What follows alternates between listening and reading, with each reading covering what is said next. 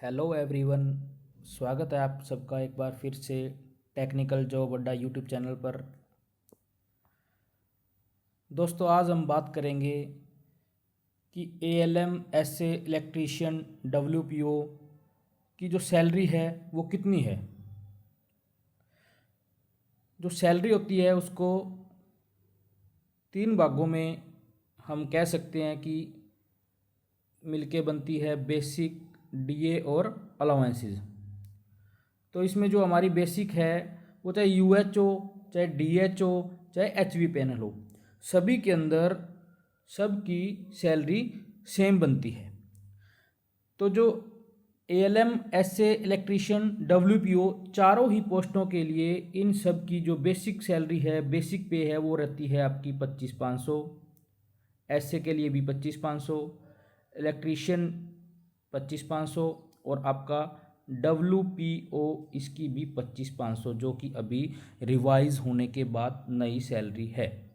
इसमें आपका एक तो बेसिक सैलरी, उसके ऊपर डीए जिसको कि डियरनेस अलाउंस, महंगाई भत्ता जिसको कि हम बोलते हैं, और आपके कुछ अलाउंसेस रहते हैं जैसे एचआरए है, मेडिकल अलाउंस है, शिफ्ट ड्यूटी अलाउंस है और सलोडा बोलते हैं। ये सभी अलाउंस, इन सब को मिला करके आपकी जो सैलरी है वो बनती है। अगर हम टोटल अर्निंग की बात करें तो इसमें आपकी जो बेसिक्स है 25,500। आज की डेट में हमारा जो डियरनेस अलाउंस जिसको कि हम महंगाई भत्ता बोलते हैं वो 55% चल रहा है। 55% के हिसाब से ये बेसिक के ऊपर कैलकुलेट किया जाता है। 25,500 का 55%, जो कि लगभग 14,025 रुपये बनता है। इसके बाद एचआरए की बात करें कि जो हमारा हाउस रेंट अलाउंस है वो 8% होता है बेसिक का। 8% बेसिक का जो कि 2,040 रुपये बनता है। एक स्लोडा अलाउंस है 150 रुपये, मेडिकल अलाउंस 1,000 रुपये, इलेक्ट्रिसिटी अलाउंस 230 रुपये और एक शिफ्ट ड्यूटी अलाउंस जो कि 440 रुपये दिया जाता है। तो इस प्रकार से आपकी टोटल जो अर्निंग्स है वो 43,385 रुपये बनती है। इसके बाद ये 43,385 रुपये जो हमारी अर्निंग है ये एज इट इज़ हमें नहीं मिलती। इसमें से हमारा कुछ एनपीएस डिडक्शन होता है। एनपीएस क्या है दोस्तों? एक न्यू पेंशन स्कीम है जिसमें एक एम्प्लॉई का शेयर होता है और एक एम्प्लॉयर का शेयर होता है। Employee share 10% of basic plus DA. आपकी बेसिक और डीए की जो सैलरी है उन दोनों को मिला के उसका 10% डिडक्शन होता है। और कुछ शेयर एम्प्लॉयर द्वारा भी इसमें कंट्रीब्यूट किया जाता है। दोनों को मिला करके फिर आपके एक एनपीएस न्यू पेंशन स्कीम में एक जो अकाउंट खुलता है उसमें आपका सेविंग्स में जमा होता रहता है। तो इस प्रकार से जो डिडक्शन है उसमें 10% ऑफ बेसिक प्लस डीए, आपकी बेसिक और डीए जितना बनता है उन दोनों को मिला के उसका 10% 3,953 रुपये। ये सारी सैलरी मैं आज की डेट में बता रहा हूँ आप सभी को।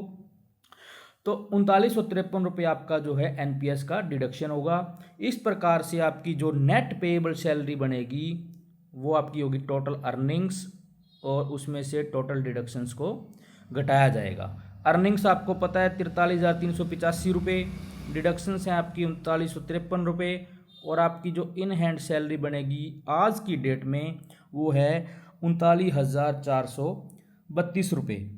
दोस्तों, ये सैलरी एसए, एएलएम, इलेक्ट्रीशियन और आपके डब्ल्यूपी इन सभी पोस्टों के ऊपर लागू है। इसके बाद जो सबसे बड़ा सरप्राइज आप सबको मैं आज बताने वाला हूं वो है 8th पे कमीशन। देखो बच्चों, वैसे तो ये आगे फ्यूचर की बात है, बट क्या है कि मैं थोड़ा आपको बता दूं कि 1 जनवरी 2026 से हमारा 8th पे कमीशन जो है वो सरकार लागू करने वाली है। सरकार द्वारा घोषणा की जा चुकी है। तो जो कभी भी जब 10 साल बाद नया पे कमीशन आता है उसमें क्या है, सभी कर्मचारियों की सैलरी जो है वो इंक्रीज़ होती है। सैलरी इंक्रीज किस ब्याह पे करते हैं, क्या क्या फैक्टर्स हैं, वो सरकार द्वारा निर्धारित किए जाते हैं। बट हमें एक मोटा सा बेसिक सा आइडिया है, तो उसमें क्या होता है, जो आपकी 1 जनवरी 2026 उस टाइम पे जो बेसिक प्लस डीए है उसको एक फिटमेंट फैक्टर से गुणा किया जाता है और उस हिसाब से वो आपकी एक नई बेसिक बन जाती है।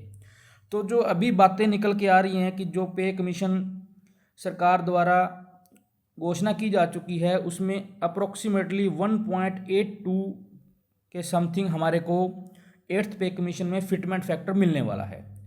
तो अगर हम बात करें बेसिक प्लस डीए और उसके साथ फिटमेंट फैक्टर, तो जो आपकी एक्सपेक्टेड सैलरी है वो बनने वाली है 75,000 रुपये। बहुत बड़ी अमाउंट है ये। और मैं आपको बता दूं कि आपकी ज्वाइनिंग भी हो सकता है 8th पे कमीशन में ही हो। तो दोस्तों ये एक बहुत ही अच्छी सैलरी है और बहुत ही बढ़िया।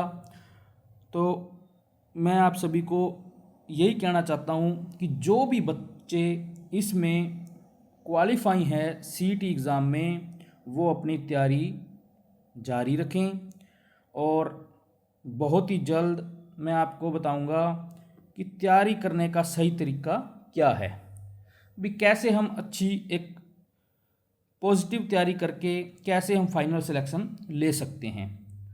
तो आप सभी का बहुत बहुत धन्यवाद।